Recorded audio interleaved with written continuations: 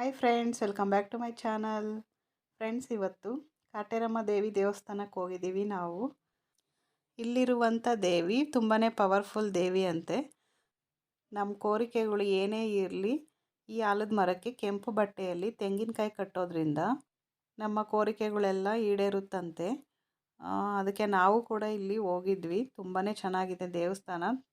ಹಾಗೆ ಇಲ್ಲಿ ಲಕ್ಷಾಂತರ ಜನ ಬರ್ತಾರೆ. ಅಮಾವಾಸ್ಯೆ ಪೌರ್ಣಮಿಗೆ ತುಂಬ ರಶ್ ಇರುತ್ತಂತೆ. ನಾವು ಹೋಗಿದ್ದು ಬುಧವಾರ. ಬೇರೆ ಟೈಮಲ್ಲಿ ಹೋದರೆ ಶುಕ್ರವಾರ, ಮಂಗಳವಾರ ಅಥವಾ ಭಾನುವಾರ ಹೋದರೆ ತುಂಬಾ ರಶ್ ಇರುತ್ತೆ, ಕಾಲಿಡೋದಕ್ಕೆ ಜಾಗ ಇರಲ್ಲ ಅಂತ ಹೇಳಿದ್ರು. ಅದಕ್ಕೆ ನಾವು ಬುಧವಾರ ಹೋಗಿದ್ದೀವಿ. ಬುಧವಾರ ಕೂಡ ಇಷ್ಟು ಜನ ಇದ್ದಾರೆ. ನೋಡಿ ಎಷ್ಟು ಜನ ಇದ್ದಾರೆ ಅಂತ. ಇದು ಮರ ಸುತ್ತಾ ಇರೋದು. ಮರದಲ್ಲಿ ನೋಡಿ, ಮರದ ತುಂಬ ಎಲ್ಲ ಕೊಂಬೆಗೂ ತೆಂಗಿನಕಾಯಿಗಳು ಎಷ್ಟೊಂದು ತುಂಬೋಗಿದೆ ಅಂತ. ನಾವಿಲ್ಲಿ ಮರ ಒಂದು ಸುತ್ತು ಬಂದಿದ್ದೀವಲ್ಲ, ವಿಡಿಯೋ ಮಾಡ್ಕೊತ ನೋಡಿ. ಈ ಮರ ತುಂಬಾ ಕಾಯಿಗಳು, ಎಲ್ಲಿ ನೋಡಿದ್ರೂ ಕೆಂಪು ಬಟ್ಟೆಯಲ್ಲಿ ಕಾಯಿ ಕಟ್ಟಿರೋದೇನೆ. ಫಸ್ಟ್ ಇಲ್ಲಿ ಎಲ್ಲಿಂದ ಎಲ್ಲಿಗೆ ಹೋಗ್ಬೇಕು ಅಂತಲೇ ಗೊತ್ತಾಗಲ್ಲ. ನಮಗೂ ಕೂಡ ಗೊತ್ತಾಗಿಲ್ಲ. ನಾವು ಫಸ್ಟು ಈ ಮರ ಸುತ್ತ ಬಂದುಬಿಟ್ಟು ಒಂದು ರೌಂಡ್ ಬಂದ್ವಿ ನೋಡ್ಕೊತ. ದೇವಸ್ಥಾನ ಕೂಡ ಎಲ್ಲಿದೆ ಅಂತಲೇ ಗೊತ್ತಾಗಿಲ್ಲ.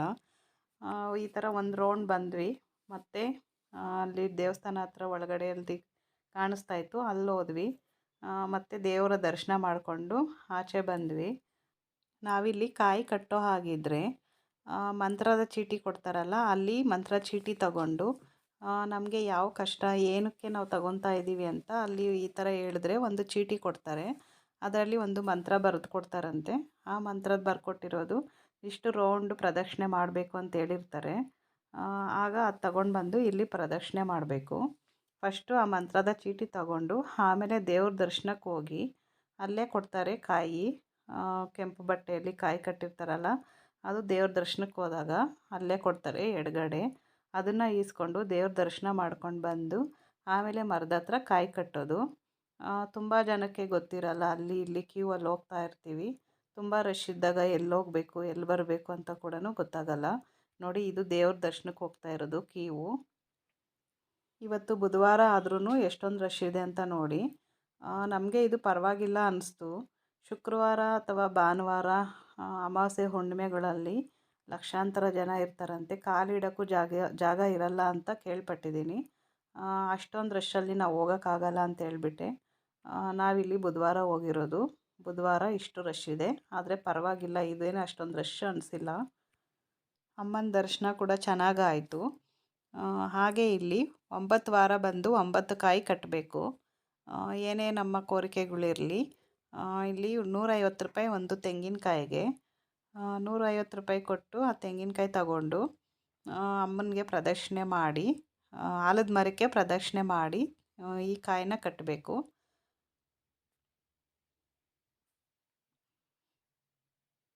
ನೋಡಿ, ಇದೇ ಗರ್ಭಗುಡಿ. ನೋಡಿ, ಅಮ್ಮನ ಅಲಂಕಾರನೂ ತುಂಬ ಚೆನ್ನಾಗಿದೆಯಲ್ಲ.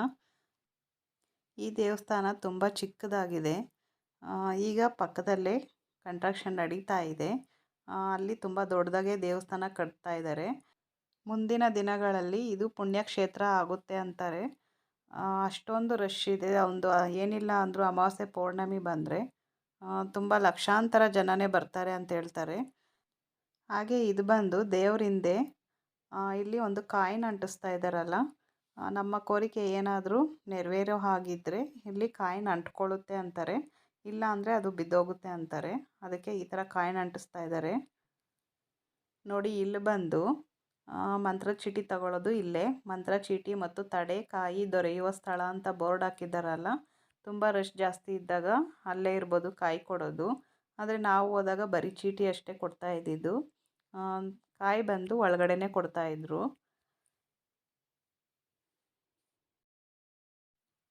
ಹಾಗೆ ಇಲ್ಲಿ ದೃಷ್ಟಿ ಕೂಡ ತೆಗಿತಾರೆ ನಿಂಬೆಹಣ್ಣಿಂದ. ಇಲ್ಲಿ ದೃಷ್ಟಿ ತೆಗೆಸ್ಕೊಂಡು ಆಮೇಲೆ ಮುಂದೆ ಹೋಗ್ತಾರೆ. ನೋಡಿ, ಎಲ್ಲ ಕ್ಯೂ ಅಲ್ಲಿ ನಿಂತ್ಕೊಂಡಿದ್ದಾರೆ. ನಾವು ಕೂಡ ಕ್ಯೂ ಅಲ್ಲಿ ನಿಂತ್ಕೊಂಡಿದ್ದೀವಿ. ಈಗ ಬಿಸಿಲಂತೂ ಸಖತ್ ಬಿಸಿಲು. ಈಗ ಬೇಸಿಗೆ ಆಗಿರೋದ್ರಿಂದ ತುಂಬಾ ಬಿಸಿಲಿದೆ. ಹಾಗೆ ಇಲ್ಲಿ ನೀರಿನ ವ್ಯವಸ್ಥೆ ಒಂದಿಲ್ಲ. ನೀರಿನ ವ್ಯವಸ್ಥೆ ಒಂದು ಇರಬೇಕು ಅನ್ಕೋತೀನಿ. ಯಾಕಂದರೆ ತುಂಬ ರಶ್ ಜಾಸ್ತಿ ಇರೋವಾಗ ಮೇಂಟೆನೆನ್ಸ್ ಕೂಡ ಅಷ್ಟೊಂದು ಮಾಡಲ್ಲ ಅಂತಾರೆ.